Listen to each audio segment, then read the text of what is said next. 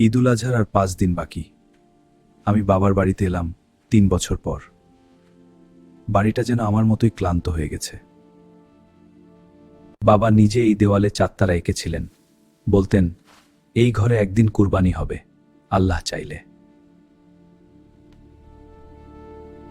সেদিন আমার বয়স ছিল 10। বাবা বললেন, বাবা, গরিব মানুষের স্বপ্ন ছোট হয় না, শুধু সময় বেশি লাগে। 5 দিন আছে, এই ঘরে কুরবানি হবে। বাবার ইচ্ছা এবার পূরণ হবে, যাই হোক। সেদিন সন্ধ্যা পর্যন্ত একা কাজ করলাম। হাত ব্যথা হলো, থামলাম না।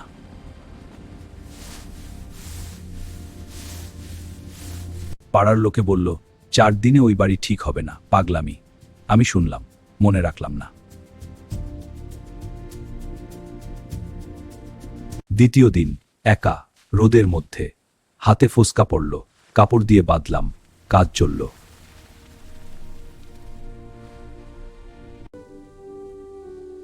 এইখানে গরু বাঁধব, সেদিন তুইও থাকবি। জি বাবা।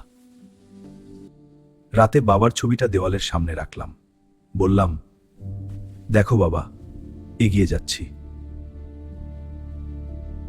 তৃতীয় দিন সকালে পাশের বাড়ির 2 জন এলো। কিছু বলল না, সিমেন্টের ব্যাগ নিয়ে ঢুকে পড়ল। কোথা থেকে যেন লোক এলো, কেউ ডাকিনি।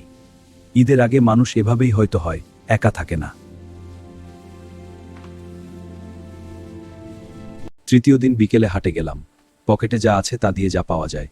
বাবার ইচ্ছা ছিল গরু।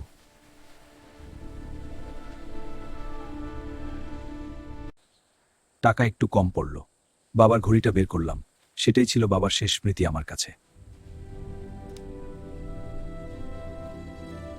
বিক্রেতা ঘড়িটা ফিরিয়ে দিল। ঈদের বরকত। আমি গরুর রশি হাতে নিলাম। বুকের ভেতরে কেঁদে উঠলাম। রাস্তায় একা হাঁটলাম। বাবা, কাল তোমার ইচ্ছা পূরণ হবে।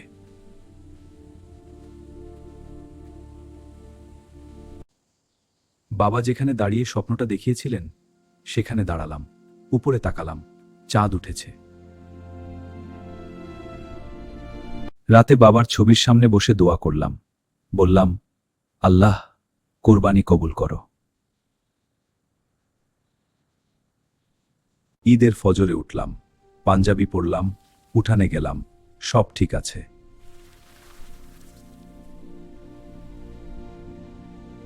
ঈদের নামাজে গেলাম। পাশে পাশে হাঁটল পাড়ার লোকে। ঈদ মোবারক বলল, বুকটা ভরে গেল। নামাজে দাঁড়িয়ে মনে পড়ল, ছোটবেলায় বাবার হাত ধরে ঈদগাহে যেতাম। আজ হাতটা নেই, শুধু স্মৃতি।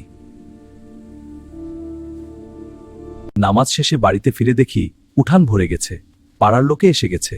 কেউ ডাকিনি। আমরা সবাই এসেছি কোরবানিতে সাহায্য করতে। এত সবাই, ধন্যবাদ। হ্যাঁ, এটা আমাদের কর্তব্য, আমরা সবাই মিলে করব। কুরবানির আগে একবার দোয়া করলাম। বাবার ছবিটা রাখলাম উঠানে, যেন দেখতে পান। বিসমিল্লাহ বললাম। কণ্ঠ কাঁপল, কিন্তু হাত কাঁপল না। বুক থেকে কি একটা বের হয়ে গেল। আকাশের দিকে তাকালাম। বললাম, বাবা, হলো হলো। বাড়িতে লোক এলো, বাচ্চারা দৌড়ালো, ঘরটা ভরে গেল। এই ঘর এতদিন অপেক্ষা করছিল। গোশত নিয়ে পাড়ায় গেলাম। কুরবানির গোশতের সেরা অংশে ভাগ দেওয়া হয়। ঈদ মোবারক। বাবা বলতেন। হাঁটতে হাঁটতে মনে হলো, এই রাস্তায় বাবাও এভাবে হাঁটতেন। আমি এখন বাবার পায়ের ছাপে হাঁটছি।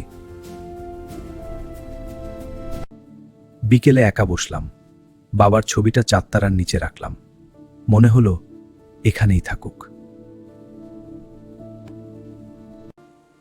সন্ধ্যায় উঠানে বসলাম। বাড়িটা আলো ছড়াচ্ছে। বাবার স্বপ্ন আলো হয়ে গেছে। বাবা বলেছিলেন, এই ঘরে কুরবানি হবে, আল্লাহ চাইলে। আল্লাহ চেয়েছিলেন। বাবা, তোমার ইচ্ছা পূরণ হয়েছে। তুমি দেখতে পাচ্ছ তো?